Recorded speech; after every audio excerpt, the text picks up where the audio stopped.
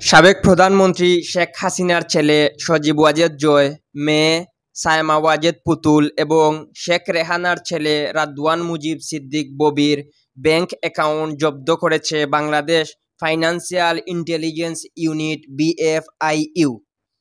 এছাড়া সাবেক বিদ্যুৎ, জ্বালানি ও খনিজ সম্পদ মন্ত্রণালয়ের প্রতিমন্ত্রী নসরুল হামিদ বিপু, আওয়ামী লীগের গবেষণা cell centre for research and information (CRI) এবং CRI ইয়াং বাংলা প্রজেক্টের অ্যাকাউন্টও জব্দ করা হয়েছে।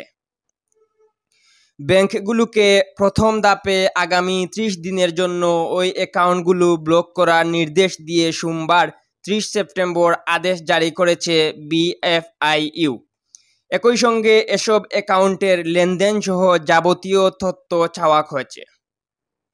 প্রসঙ্গত, আওয়ামী লীগের দলীয় বিভিন্ন এজেন্ডা বাস্তবায়ন ও জনমত গঠনে 2010 সালে দৃশ্যমান হয় CRI।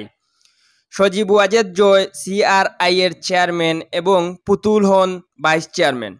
এছাড়া রেহানা পুত্র রাদওয়ান মুজিব সিদ্দিক ববি এবং নজরুল হামিদ বিপু CRI-এর ট্রাস্টি বোর্ড সদস্য। CRI-এর তত্ত্বাবধানে 2014 সালে ইয়াং বাংলা নামে অঙ্গ প্রতিষ্ঠান গড়ে তোলা হয়।